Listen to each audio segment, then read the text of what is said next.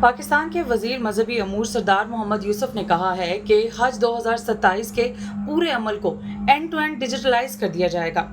جس کے تحت عازمین گھر بیٹھے اپنی درخواست کا عمل مکمل کرنے، حج اور اس کے واجبات ادا کرنے اور دیگر مراحل سے متعلق سہولیات حاصل کر سکیں گے۔ پیر کو اسلام آباد میں نیوز کانفرنس کرتے ہوئے سردار یوسف نے بتایا کہ منظور شدہ حج پالیسی کے تحت سرکاری حج اسکیم 2027 کے لیے 1,07,526 نشستیں مختص کی گئی ہیں۔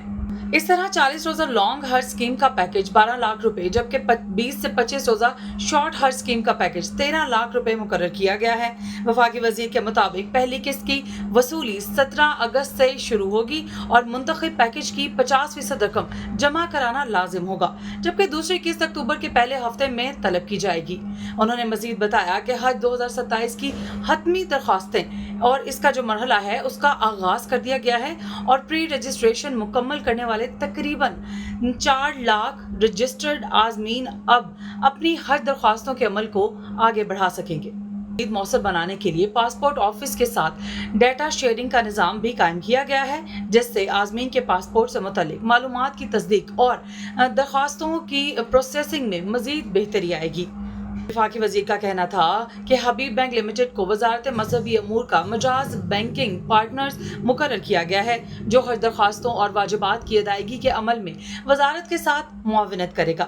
سرکاری حج اسکیم کے تحت حج و واجبات کی ادائیگی کے لیے عازمین کو 3 آسان ڈیجیٹل ذرائع فراہم کیے گئے ہیں۔ عازمین ون لنک PSID کے ذریعے سے کریڈٹ یا پھر ڈیبٹ کارڈ کے ذریعے یا پاک حج ایپ سے ڈیجیٹل چالان فارم ڈاؤن لوڈ کر کے حبیب بینک کی کسی بھی برانچ سے ادائیگی کر سکیں گے۔ سردار محمد یوسف نے کہا کہ یہ پورا نظام محفوظ، شفاف اور خودکار ہے اور ادائیگی براہ راست حکومتی نظام میں ریکارڈ ہوگی، جس سے ہر مرحلے پر شفافیت اور احتساب کو یقینی بنایا جائے گا۔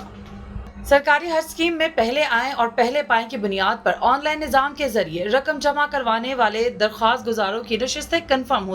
ہوتی جائیں گی اور نشستیں مکمل ہونے پر مزید ادائیگی روک دی جائے گی۔ ان کا کہنا تھا کہ شارٹ حج اسکیم کے لیے 30,000 نشستیں مختص ہیں اور یہ تعداد مکمل ہوتے ہی اس اسکیم کے لیے آن لائن ادائیگی کا عمل بھی روک دیا جائے گا۔ وزیر مذہبی امور نے بتایا کہ حج 2027 کی نشستیں مکمل ہونے کی صورت میں باقی رجسٹرڈ عازمین کو آئندہ سال کی ویٹنگ لسٹ میں رکھا جائے گا، جبکہ حج 2028 اور 2030 کے لیے رجسٹریشن کا عمل بدستور جاری رہے گا۔ سردار یوسف کا کہنا تھا کہ لانگ ٹرم حج اسکیم کے لیے 10% ادائیگی کے بارے میں اعلان موجودہ مرحلہ مکمل ہونے کے بعد کیا جائے گا۔ حج 2027 کے لیے پرائیویٹ حج اسکیم کے تحت 71,684 نشستیں مختص ہیں۔ پرائیویٹ عازمین حج پورٹل یا پھر پاک حج ایپ کے ذریعے حکومت سے منظور شدہ 25 مجاز حج آرگنائزرز کے پیکجز دیکھ کر اپنی پسند کا پیکج اور منظم کمپنی منتخب کر سکیں گے۔ انہوں نے واضح کیا کہ نجی حج اسکیم کے تحت بھی تمام انتخاب اور ادائیگی مقررہ سرکاری ڈیجیٹل نظام کے ذریعے ہوگی اور اس نظام سے باہر کسی بھی قسم کے مالی لین دین یا براہ راست ادائیگی قابل قبول نہیں ہوگی۔ عازمین حج کسی بھی نجی ٹور یا پھر آپریٹرز یا کمپنی کو براہ راست رقم جمع نہ کرائیں۔